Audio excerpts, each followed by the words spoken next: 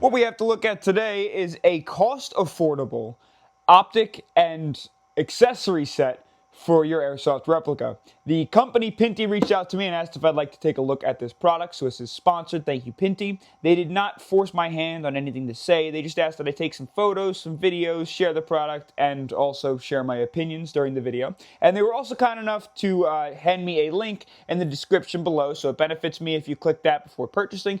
And if you do want to pick anything up that you see in this video, obviously after we test it to see if it's worth picking up or not, you can use the code STUPID in all capitals for 15% off, which is absolutely ridiculous. These are already cheap as is, and if they're high quality, 15% off is crazy. So thank you, Pinty. Let's get into it. They asked what I'd like to take a look at out of their products. They gave me a list of things to choose from. I chose the I think it's the 4-in-1, so it comes with a scope, a red dot, a laser, bunch of stuff. I already took them all out of the bags, and I did put the batteries in. I haven't tested or looked at anything else besides that, but I just wanted to save time in the video. Obviously, you have all your like silica gels and stuff like that, and your user manual. So it's a 4 to 16 by 50 rifle scope. This thing is pretty chonky from when I put the battery in. So it looks like we have the laser, which is super cool. On the end of the laser, it says avoid direct eye exposure to beam, which is funny that that warning is on the front of the laser. I feel like that would be on the side, but I also kind of understand, so you don't have to look at that the entire time. It does have your X and Y axis adjustments, so you can zero it in, which is nice. And it just looks like you need an, is that a T5 bit or an Allen key? Can you twist it by hand? You can't twist it by hand, but you have your X and Y adjustments, so you can zero it on in. Or made of a aluminum. There's a button right in the back. I don't know if you could see that. Jesus! That's a bright laser. You can kind of feel like the warmness of it. That's funky. Super cool. And then, if I remember correctly, the battery goes right into the rear. It's one of those CR123A batteries, and I don't know if they come with the batteries. Mine did. They included the batteries for me. I don't know if they just included them for me or if yours will come with the batteries. We'll take a look. I believe it comes with a, yep, that's the mount for the laser. The red dot with a small little plastic cover. It is weird that there's an off and on button just on the back. Super funky. Feels like there's a couple different settings actually. Does that change anything? I think it just changes the brightness. It looks like it just changes the brightness of the two. And then obviously you have your windage adjustments on the sides. And that's kind of cool. It's easy to get on and off by hand if you needed. I almost think I'd prefer like an Allen key on the sides, just so that it was really low profile, but that's no big deal. It's a small optic. This would probably look really nice on a pistol if you didn't have this big chonker on the end. They give you a tool, and then of course the this monstrous scope. This thing is huge, absolutely huge. I like the teeth on the end of it. That's kind of cool. And it looks like we got a bunch of different adjustments here. So we have our focus and our zoom. The zoom moves nice and smooth. The focus moves nice and smooth as well. We have our windage, which are click to adjust, which is really nice. You don't need a tool to adjust those. I always love that. I love the fact that you can adjust things while you're on the field. And then is this? Oh, that's right. I put a battery in the top of here. Okay, so you can switch this from green to red. The red is a little harder to show up, especially when it's like light out. But it's got different brightness settings, so it illuminates, which is crazy cool. We're going to take this outside and I'll try and get some better photos and videos for you, obviously.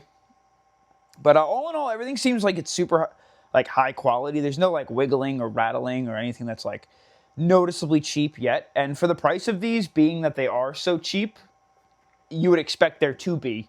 But it just doesn't seem like there is. More than anything, I want to see how they hold zero. And I won't really be able to test that except for like over time, obviously. It does come with this little scope cover just to kind of protect the lenses. The scope cover is cheap. It's just like a plastic with like a plastic screen on the, or I guess like a plastic cover on it. Yeah, it's on the cheaper end. I will probably just leave this off, or maybe even, it's going to be tough with this, but maybe pick up like just a cap for the end. I don't know if like a regular like flap cap would work on the front end of this, but let's see if I can find a replica to throw these on, and we'll kind of just start installing it. Now I figured with it being a sniper scope, we needed to put it on a sniper, and I thought it would look absolutely crazy, obviously with the red dot on there, and like advertised in the photo, the laser, which I don't think is going to make a whole lot of sense, and I'll explain that afterwards, but I figured a sniper would be cool, and why not use the pump action silverback sniper that we reviewed in a video previously.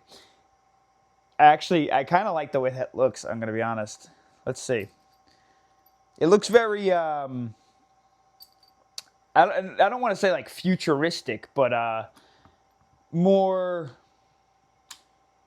like Borderlands style, or like apocalyptic in a way, with the pump action and the crazy large aggressive scope.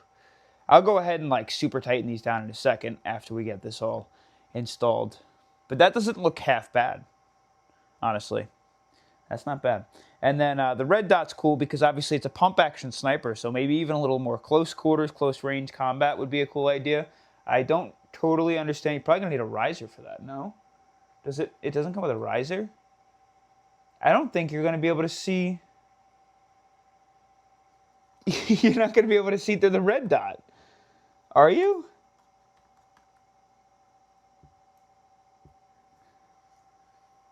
Oh no, you totally can see through the red dot. It just barely skimps right over that. Okay. It looks like you totally can't see from the side profile, but you can see through the red dot just fine. I really didn't think you'd be able to. That looks great.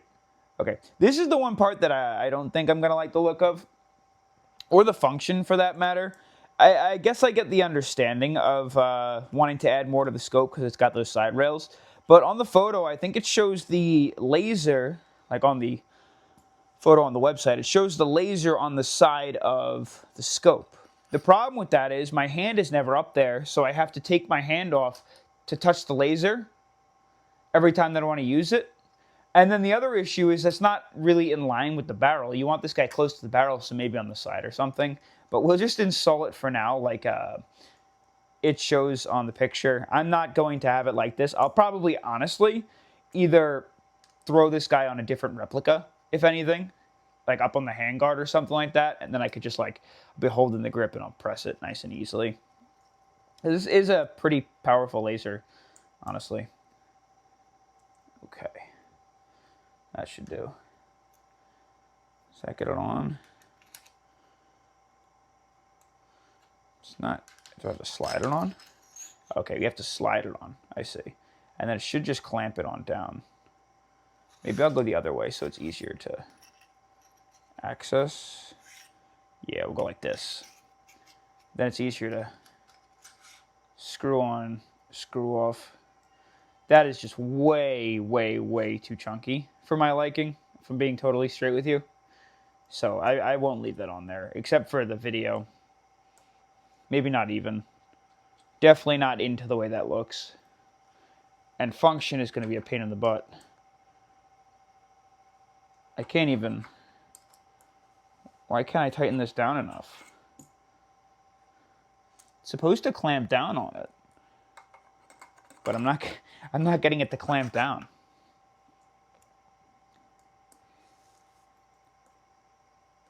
Maybe tighten it more. Okay, yeah. I just have to over tighten it. Not over tighten it, but you got to tighten it quite a bit. Yeah, now that's not going anywhere. Yeah, you see what I mean though? Like you'd be holding it. I'd be up here on the pump, or even like on a regular handguard. Coming back here to press this is just ridiculous. So I don't know. We're definitely going to, yeah, we're going to take that off. That's going to wind up on a different replica for sure. I can't see any reason you'd want to put that on the side of the scope. The only things that I ever think a scope makes sense having on it, for airsoft at least, a camera, a smaller, more close range optic for sure, and then a level, maybe. But there's no reason to put a laser on a scope. That's kind of ridiculous. This is going to look much better if I throw this on like a regular rail. It is odd that there's no, I guess, screws that pass through here or any notches that pass through here to get stuck onto the rail, like in those notches. That's kind of odd.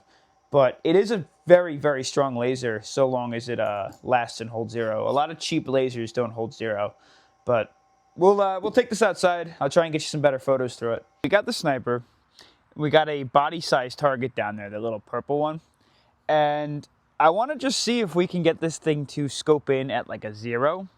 And if it will hold the 0. So first I'm going to just take a look down sight. See where it is and where it shoots at. Okay, so we are hitting the target, but we're shooting a little bit high. So what I'm going to do is actually bring the hop down first, because it looked like it rolled upwards. Okay, that should be good. Yeah, okay. Now the BB is flying to the left of the crosshair, so what we're going to do is bring the BB to the right. So it looks like this is your up and down, and then this is your right and left. So we're going to bring the BB to the right, so 1 click, maybe 2 clicks. Okay, now the BB is just about on target on the vertical crosshair. Now we have to move it along the closer towards the horizontal crosshair. So we're going to bring the BB down because it's a little high. So we're just going to twist this guy, and it's got that nice click, which is nice. So it feels like it's going to stay. That was a little too much. Okay, now we're dead center. I mean, obviously we're not that far away. This is as far as I can get right now, but I just want to make sure that it holds 0, and I'll let you know if it starts to kind of veer around the crosshair at all. I'm going to give it about 20 shots, and then we're going to shake the crap out of the sniper, and then we're going to do it again. So I'll make sure that with all the pumping and moving, it's all right.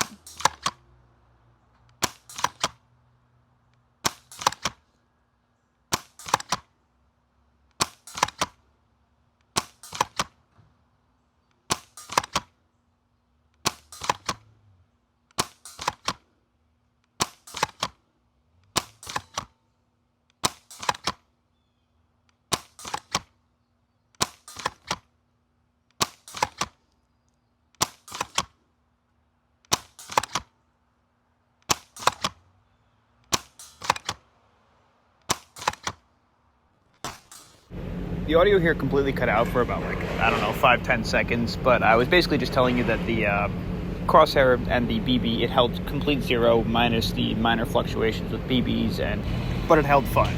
Now, let's see if we can get it to get off 0. I don't really have the ability to play with this right now, so I'm just going to shake it a lot. Give it a little beater on down. I don't even know if this is worth it or if it matters.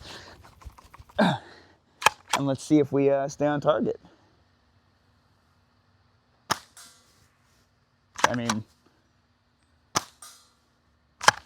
we are still exactly where it was before. And I think we're out of ammo. Not too bad. Let's test out the red dot. I'm gonna turn this guy on. I'll put it on the brightest setting just because obviously it's sunny outside. And I wanna see if it has the ability to, again, hold 0. And also, do we need to adjust it at all to get it on target? It should be pretty close because when I look at it, it seems to be pretty central. Hopefully, it might be a little high. No way. I mean, the distance that we're standing, that's dead on target. I don't know. I'm looking through this guy, not the scope, the red dot. Yeah, you could definitely use this thing for close quarters. Honestly, that's more zero than the optic is. That is a... It's also super clear, like a super clear glass. I don't know how both of these will hold up if they do get shot by a BB and at what FPS they'll be able to withstand, but hopefully they'll hold up.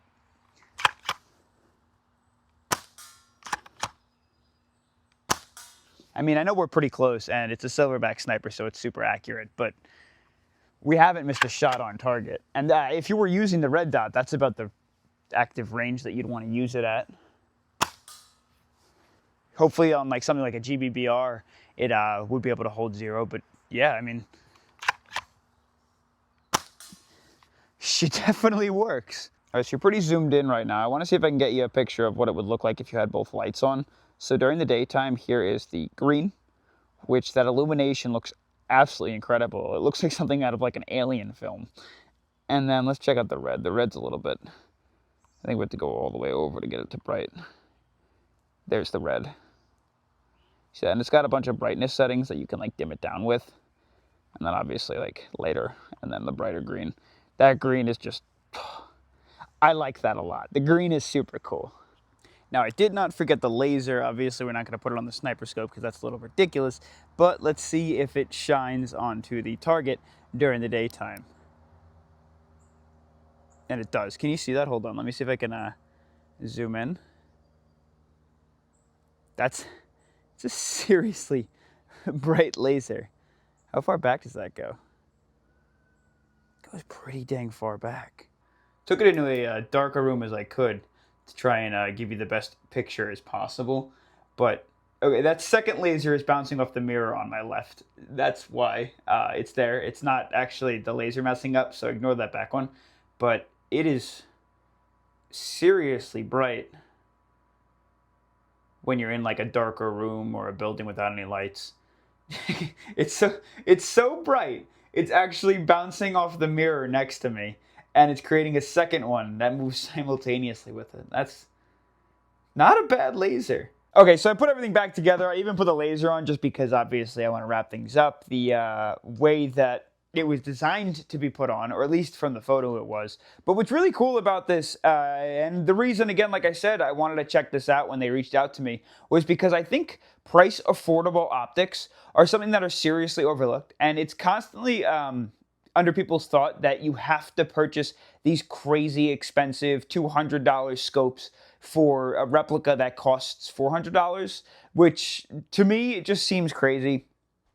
Especially when you're going to be roughhousing with this thing. And maybe it won't wear up as long-term as some of those more expensive optics. Obviously, time will only tell, but it works. It held zero so far. I don't know how it will hold zero over the course of a multitude of games, dropping the replica, landing on it, moving around, it hitting against the body and whatnot over time. Hopefully it will withstand some decent abuse, and hopefully the electronics will withstand, like the lights and stuff, the LEDs that light everything up will withstand too. And with being how cheap it is, you not only get a scope and this whole setup, but let's just say you want to run just the scope. Or maybe you just want to run the red dot, which you could take it off and you can RMR mount it to a pistol, or you can run it on any other replica that you choose. And then you also get a laser alongside it that you can throw on a different replica if you want. So, I mean, it's like they say, I guess it says 4-in-1. I'm assuming the 4-in-1 also means this guy or something. But yeah, dude, it's seriously, it's an affordable optic for your airsoft replicas. And when you're going to be abusing them, and maybe you don't want to spend an obscene amount, or you're looking for something like a more affordable option, maybe you want to check out Pinty. Like I said, it works. It absolutely works. There's a few things that I would change. Obviously, maybe they do this to keep the price down. I wish certain parts were rechargeable. I've always liked when optics and things and lasers and stuff were rechargeable instead of batteries. It saves money down the road, which is super cool.